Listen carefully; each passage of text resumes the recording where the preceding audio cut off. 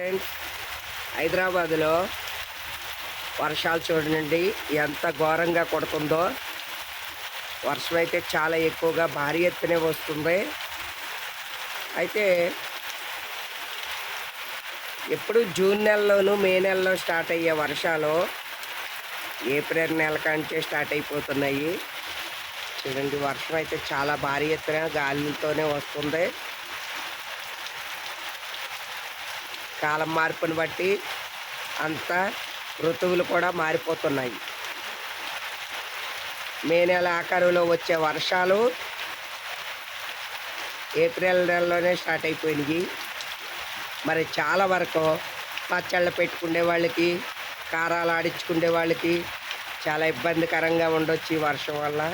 అలాగే పెళ్ళిళ్ళ సీజన్, ఇప్పుడు పెళ్ళిళ్ళకి కూడా కొంచెం ఇబ్బందికరంగానే ఉండొచ్చు.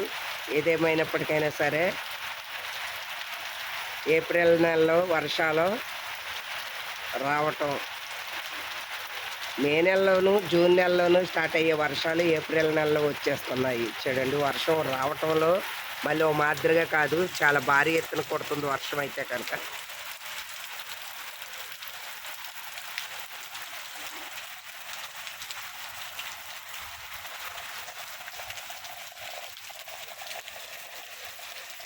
నీళ్ళు ఎలా నిలబడిపోయినాయో ఆ విధంగా వర్షం చాలా భారీ ఎత్తున కొడుతుంది. ఒక ఉరుములు కూడా